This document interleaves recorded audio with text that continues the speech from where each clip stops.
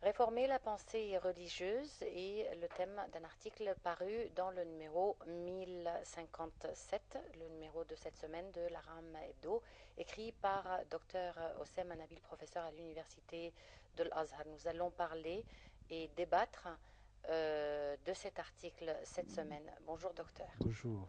Alors, dans votre article, si je peux me permettre, vous avez dit dans un discours à l'occasion de la naissance du prophète de l'islam, lui bénédiction et salut, le président de la République a demandé à Al-Azhar de faire une révolution religieuse. Cela a été interprété de diverses manières, mais ce qui est sûr et certain, c'est que le président de la République a voulu la bonne et la vraie interprétation de l'islam. Qu'avez-vous voulu dire par ça?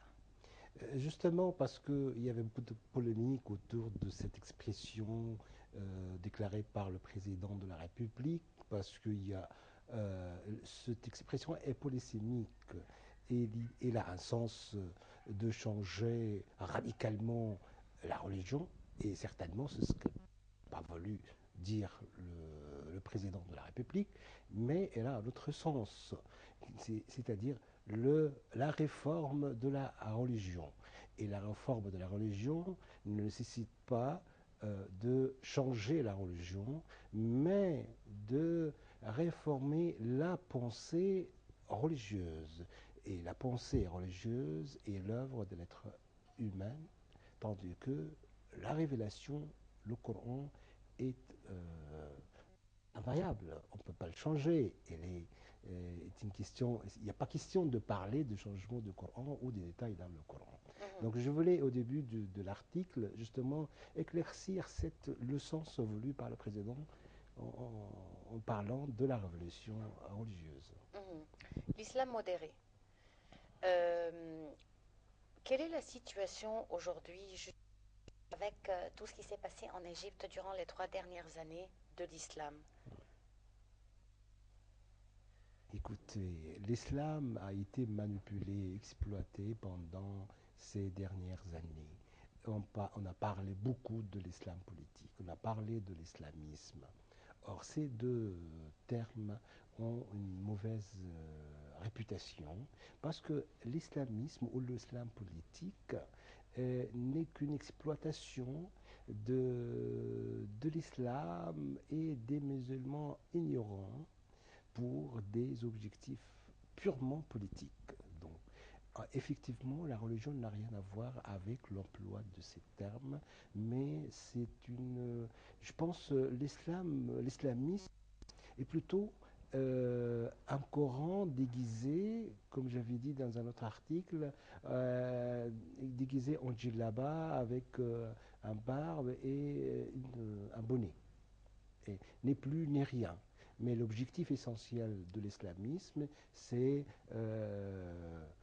s'emparer du pouvoir, c'est purement politique. Donc c'est le pouvoir qui est une question et pas l'islam. Mhm. Et pourquoi tant de sens péjoratifs ont été liés au mot islamisme? Je veux dire, on a des groupes terroristes en Europe aussi. Pourquoi on ne relie pas ça au catholicisme, par exemple? Et comment ça a été relié et pour quelles raisons? Bon, ben, je pense que le terme est inventé par des Américains, plutôt au début, justement pour déformer l'image de l'islam aux yeux des Occidentaux. L'Amérique ne parlait jamais de l'islam, du juste milieu, du vrai islam, mais dans sa campagne féroce contre l'islam d'une manière parfois directe, d'une manière parfois indirecte, c'est l'emploi des termes étrangers à l'islam et aux musulmans. C'est dans ce cadre et dans ce contexte que les États-Unis travaillent contre l'islam pour trouver un prétexte pour attaquer par exemple l'Irak, l'Afghanistan, l'Iran, et on ne sait pas quel est le pays sera visé dans le futur par les États-Unis. Donc je pense que les États-Unis est à l'origine de l'emploi des termes péjoratifs ou des termes étrangers à l'islam ou des termes contre l'islam. Mhm.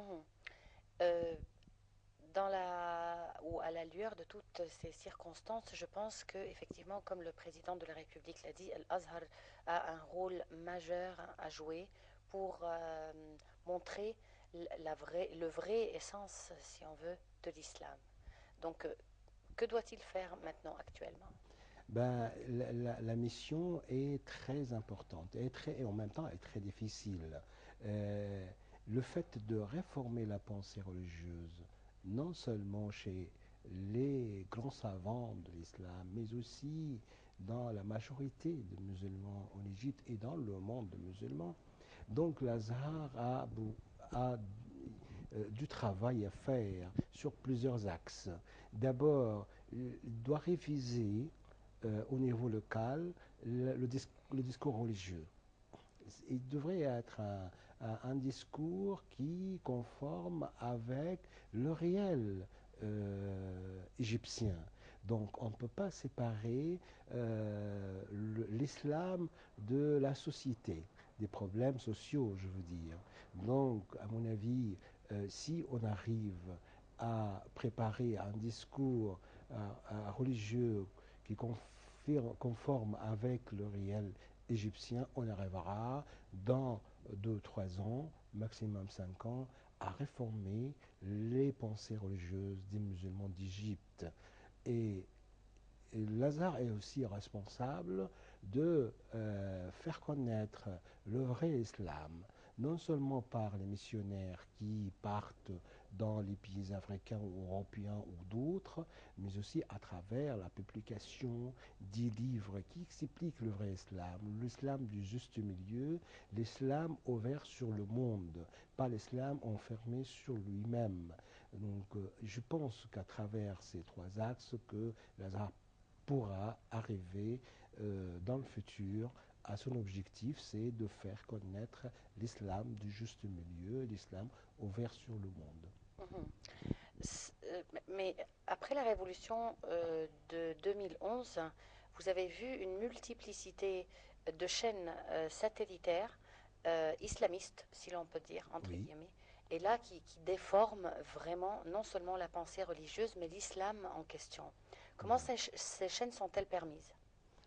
Je ne sais pas qui a donné l'autorité à ces chaînes de travailler et de transmettre au peuple non seulement égyptien, mais aussi au peuple dans tout le monde, parce que ce sont des chaînes satellites. Donc je pense que ce sont des chaînes étrangères, c'est-à-dire la subvention est étrangère.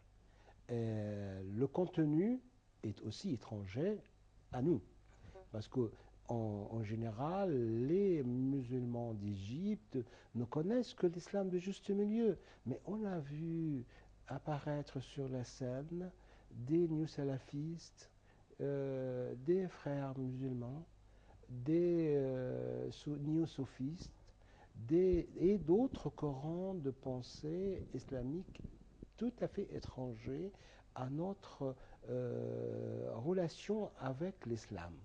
Le fruit, mais malheureusement, le fruit de ces chaînes était direct et immédiat sur la population égyptienne. Et ils ont participé à déformer la pensée religieuse des musulmans dans le monde. Dans le monde en général et surtout en Égypte parce que nous étions dans une situation de mouvement. On bougeait dans tous les sens à cause de la révolution et la grande polémique politique surtout en Égypte et ils ont voulu établir un lien entre l'islam et la politique. C'est vrai qu'il y a un lien entre l'islam et la politique, mais en général, parce que l'islam est une référence éthique, non seulement pour la politique, mais aussi pour l'économie et pour la sociologie et pour toutes les disciplines en général. Parce que l'islam est un mode de vie et tout musulman croit à ce principe. Mais je pense que il y a une limitation de ces chaînes actuellement, mais ça n'a pas fini. Il y a encore des chaînes qui diffusent des idées bizarres Mais l'objectif de ces idées, c'est de réaliser une certaine perturbation dans la société arabo-musulmane, parce que ce sont des fusées en arabe. La solution, à mon avis, c'est que Al-Azhar doit avoir sa propre chaîne Exactement. et, le contenu de cette chaîne doit viser le peuple égyptien surtout et en général la population musulmane. Donc, elle doit être diffusée non seulement en arabe, mais aussi en langue étrangère, comme l'anglais, le français et d'autres Mhm. langues dont la population s'intéresse à l'islam. Vous savez que en Irak, par exemple, en Syrie, la présence de Daesh, il y a à peu près 15 millions d'étrangers qui font partie de l'armée de Daesh. Ils parlent anglais, ils parlent français. Donc c'est quand même ces jeunes déviés doivent aussi voir des chaînes pareilles pour qu'on arrive à la